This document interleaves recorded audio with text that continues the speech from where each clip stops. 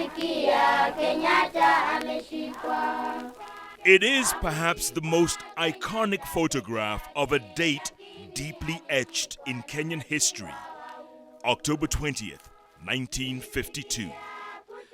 A state of emergency had just been declared by this man, Sir Evelyn Baring, then governor of what was known as Kenya Colony.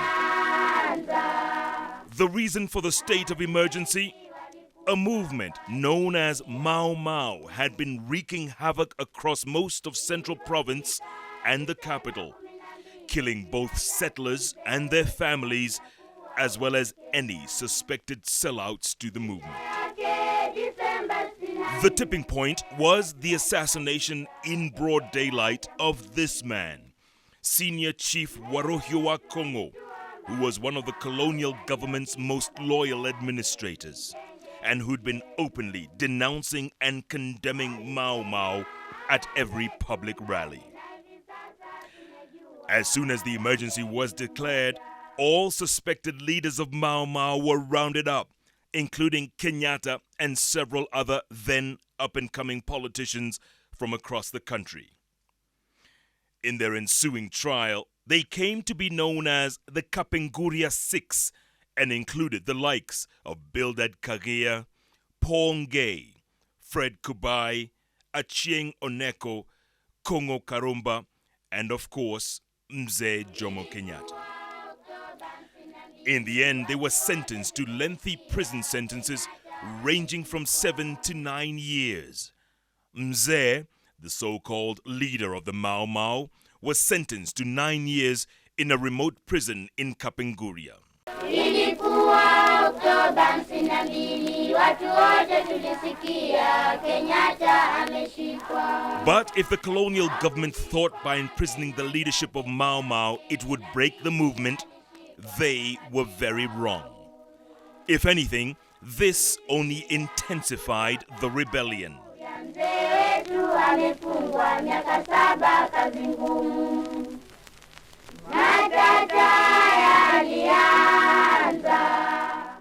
We went to war for the liberation of the people of Kenya.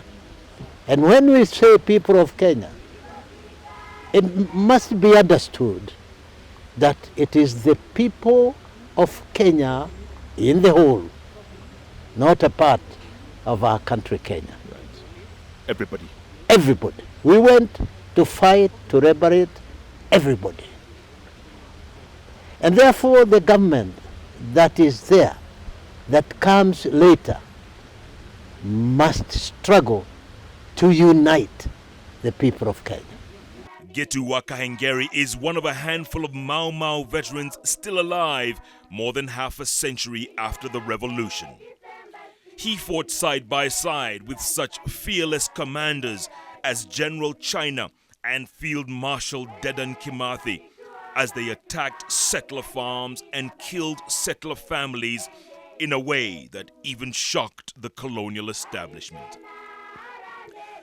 Kahengeri says the fight was for land and it involved everyone, not just certain communities.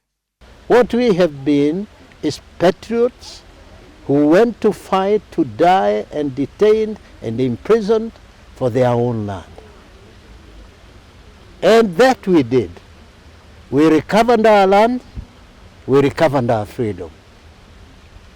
Therefore, anybody saying that that fight was a Kikuyu fight, was a terrorist fight, it is not true. The truth is that we went to war for the liberation of the people of Kenya. And when we say people of Kenya, it must be understood that it is the people of Kenya in the whole, not a part of our country, Kenya. The colonialists fought back, killing tens of thousands of Mau Mau suspects and imprisoning hundreds of thousands more in detention camps across the now blood-soaked landscape. But the movement refused to be broken, even after both Kimathi and General China were eventually captured and arrested and sentenced to death by hanging. When we went to war, we had a vision we had great vision, because we were saying we are going to war to liberate this country. And we knew exactly our boundaries. And we were saying our boundaries is from the coast, Mombasa, to Lake Victoria, and from Namanga to Moyale. The people in between there are the people for whom we are going to war. And if we die or come back, we will do so on their behalf. Therefore, we want the people of Kenya to come together, work together, love each other, because we did shed our blood and sweat for them to come together and to enjoy the fruits of uhuru that we brought through armed struggle. In the meantime, those on the outside continued fighting for the release of Mzee and his colleagues, taking their petitions around the world in search of sympathy. Among them, loyal lieutenants like Jaramogi Oginga Odinga and the popular trade unionist Tom Mboya. Will you press for the release of Jomo Kenyatta? Certainly, yes. How? Again, by intensifying our efforts and more pressure on the British government and also the Kenya government, and using whatever influences we have gained from this present constitution for further efforts to secure his release. In the end, the international pressure was too much to bear for the fledgling colonial government, and in 1961, Mzee and his colleagues were finally released. Ilikuwa Oktoba 52, watu wote tulisikia Kenyatta ameshikwa. The rest, as they say, is history. And the former so-called leader unto darkness and death went on to become the newly created country's first prime minister and eventually president. That the Kenya is large enough. Kenya potentiality is great. And all of us, and I'm not telling you this because I'm in your meeting, I'm telling you what I believe and what my government believes. That white, brown, black can work together harmoniously in this country and make this country great. Charles Njonjo was Kenya's first post-independence Attorney General, hired by Mzee. It was very interesting working for Mzee, because he too used to be at State House at 8 o'clock in the morning. All from the Gatundu. He never slept at his State House one night. Every day, 5 o'clock, there he went to Gatundu. And then 8 o'clock he was in at State House. And that was the pace at which we work. He said, he used to tell us, there is no time. We have to catch up with the rest of the world, and therefore you must work all the time. What Dr. Yaki told us was that you were not afraid to speak up during that time. And, a lot of people were afraid of Mzee. I mean, his mere presence was intimidating. But you weren't afraid of it. No, I felt that if you are going to help the president, you really have to tell him what you feel is the right thing. I had to interpret the Constitution. I had to interpret the law. And I did not want to bend, as it were, the law to please the president. So I used to look at him and tell him, Mzee, this is the position. And I know perhaps you won't like it, but I must tell you. And that's the only way that we got on. And Mzee used to respect. If you told him the truth, fine. If you told him a lie, then of course, my friend, you paid for it. Because that's one thing he did not want. Yeah. He just wanted straight talking, honesty, and hard work. Yeah. Another man hired by Mzee in those early days was Duncan Ndegwa. He eventually became the country's first central bank governor and fondly remembers his boss. Man to man, very loving man, very warm, very gentlemanlike. I hate using English words like gentleman. Yes. Because gentleman means how a European regards himself. And he doesn't like hearing a black man as a gentleman. But anyway, he was a wonderful man.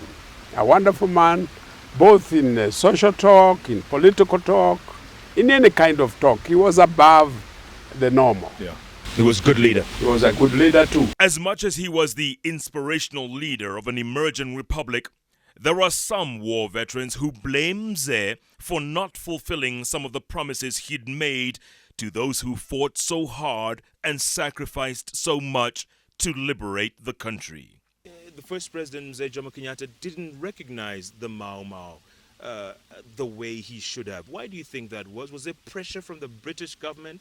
Was there pressure from the newly formed Kenyan government? What happened? Why didn't they get the credit they were due? That's from the point of Mheshimiwa Kenyatta. I will leave it to him to answer if he can.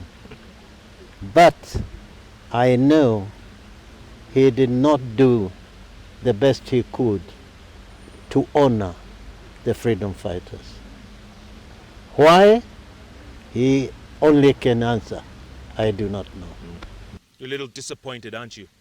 I am, and I was, and I will continue to be disappointed. It is only Kenyatta who would have saved the lives of the patriots who fought for this freedom.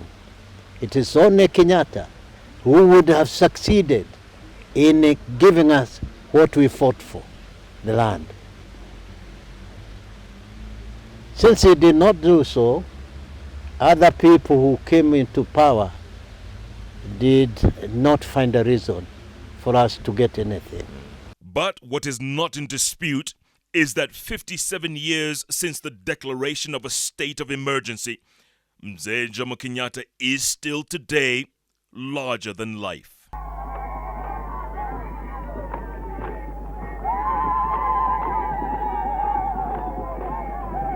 Frankly, had we not had a Kenyatta the same way as South Africa had a Mandela, had we not had one here, an icon like Mzee, we wouldn't be where we are. No. And if he was to suddenly wake up from his 31-year slumber, what kind of Kenya would Mzee wake up to? I think Kenyatta would not like to come back to the world of today in Kenya. Because people are much too hungry about money. I have seen them go to the president and ask the president to give them money because he was hard to give money.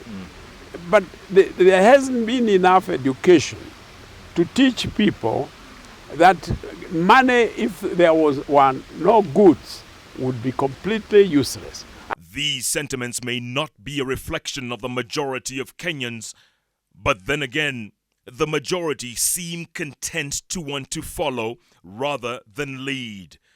Mzee stepped up and led from the front at a time when leadership in this country was in desperately short supply.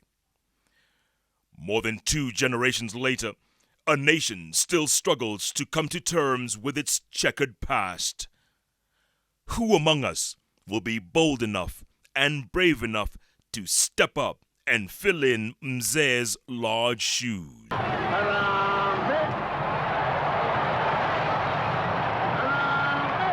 The ball, as they say, is in our court. Jeff Koinange, Eyewitness News, Nairobi.